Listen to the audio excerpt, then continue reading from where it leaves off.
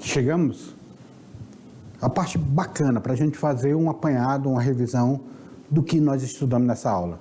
Na tela para vocês, porque nós estamos aí na aula de número 48.2. 48.2. O que nós vimos nessa aula 48.2? Nós vimos aí o mundo contemporâneo e os seus conflitos. Daqui a segunda aula que nós estamos estudando isso. A Guerra dos Balcãs foi o primeiro assunto. Nós vimos aqui essa região dos Balcãs, que pegam toda essa região aqui que está no mapa. A guerra foi um conflito entre os anos de 1912 e 1913, que ocorreu na região da Península Balcânica, que eu falei para vocês. É uma guerra que ela vai estar diretamente influenciada, que ela vai influenciar na Primeira Guerra Mundial. Nós vimos aqui, de um lado, a Liga Balcânica, formada pela Grécia, pela Sérvia, pela Bulgária e Montenegro.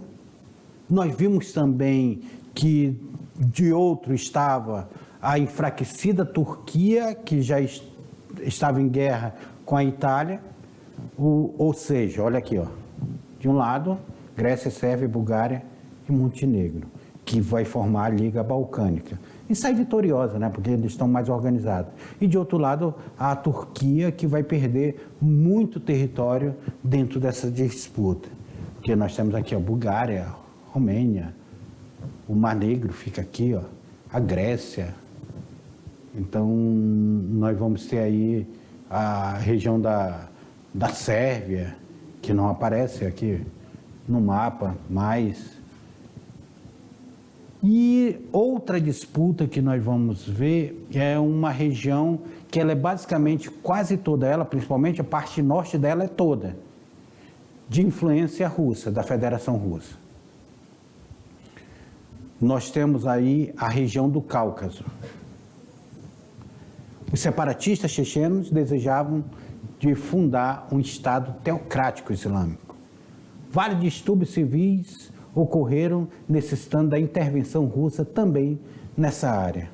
Na região norte do Cáucaso, toda pertencente à Federação Russa, é notório a questão da Chechênia, que se desenrola desde 1994, ano de início da Primeira Guerra Chechena. Principalmente essa região da Chechênia aqui, ó, é uma região de disputa e é onde a Rússia tem muito interesse pela riqueza que tem nessa região. A Rússia não deixa ninguém tascar a mão nessa região. Ou seja, é uma região de conflito, é uma região que tem uma tensão política muito grande nessa região. Além da questão dos Balcãs, e além da questão do Cáucaso, vem aqui comigo, Alona. O que nós vimos também? Nós vimos aqui nas Américas, nós vimos as forças revolucionárias, Forças Armadas Revolucionárias Colombianas também disputando poder. Só que aqui a disputa não envolvia a questão religiosa. Como envolve muito na Europa, envolve-se a questão religiosa, principalmente a questão islâmica dentro desse contexto. Aqui, a questão era política, a questão era do socialismo contra o capitalismo nas Forças Armadas Revolucionárias Colombianas, que depois de 50 anos entregaram a arma, baixaram a arma e entraram no acordo de paz. Faça atividade, que a gente já volta para corrigir elas, tá bom? Até lá.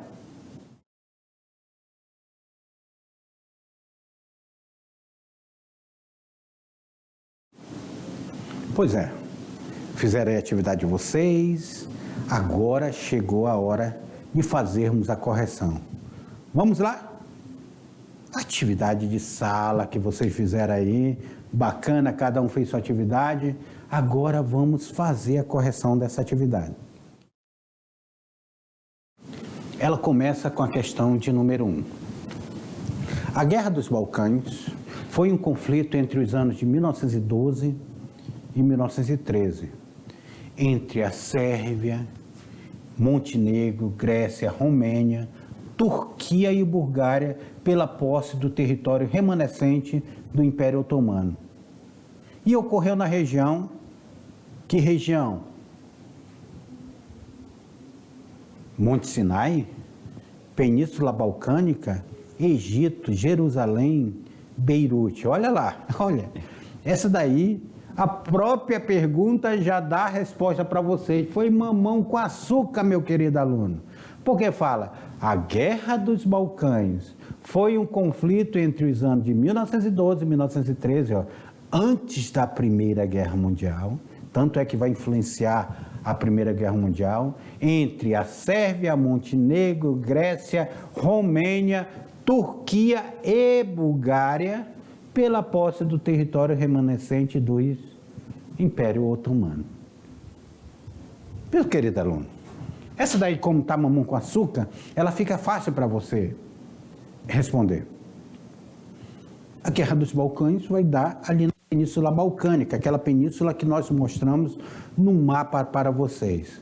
E é uma guerra que ela tem uma disputa étnica, tem uma disputa política, geopolítica, religiosa, envolve todo um contexto dentro dessa disputa. E ela vai... E as feridas que foram deixadas nela, que o povo não aceita, a divisão, as divisões que foram feitas, é o que vai ser um dos motivos de causar a Primeira Guerra Mundial, inclusive com o atentado de Francisco Ferdinando, que causou a Primeira Guerra Mundial.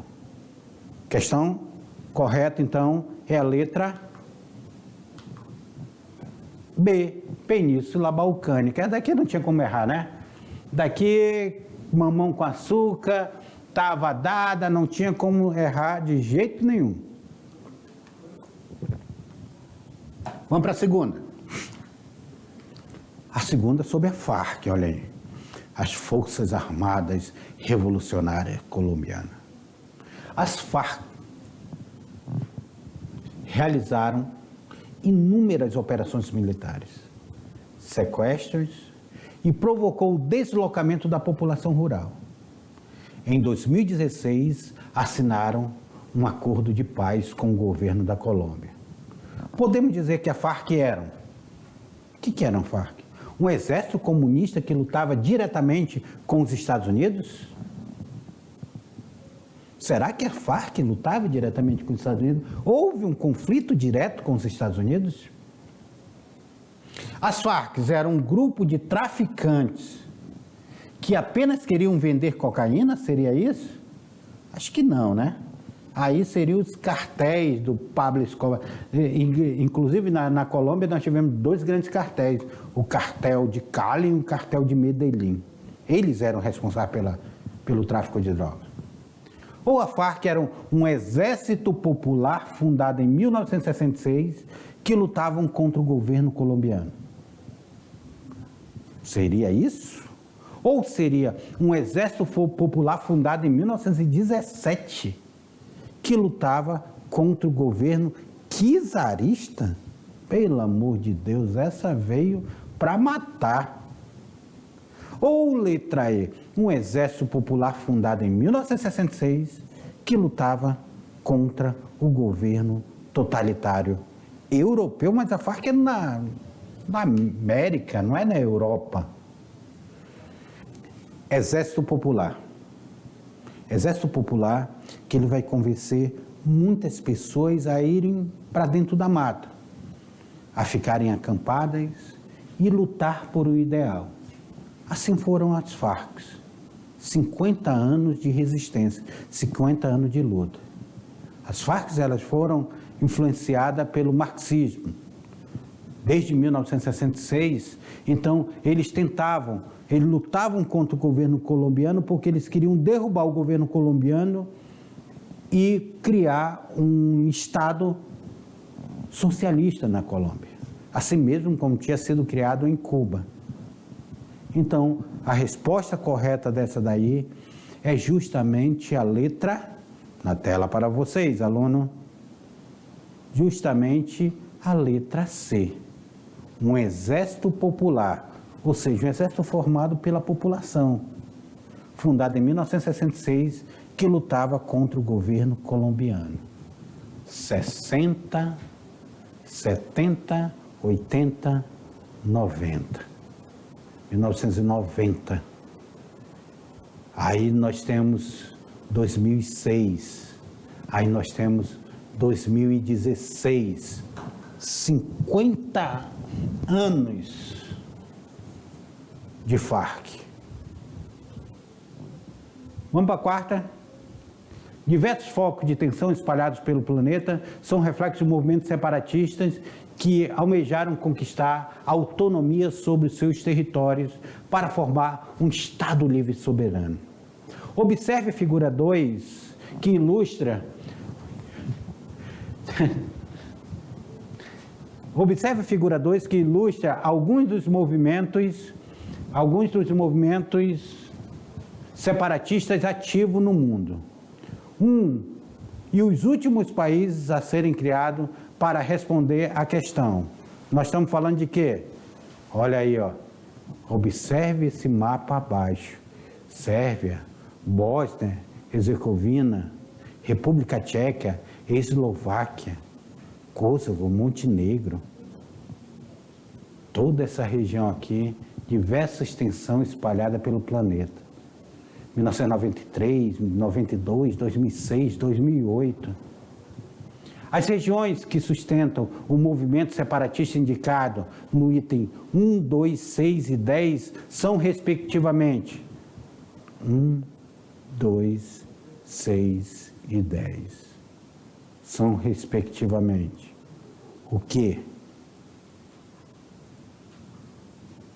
Países Bascos, Irlanda do Norte, Chechênia e Tibete, Escócia, Catalunha, Chechênia e China, Catalunha, País Basco, Chechênia, Caxemira e Tibete, ou Países Basco, Irlanda do Norte, Chechênia e Tibete.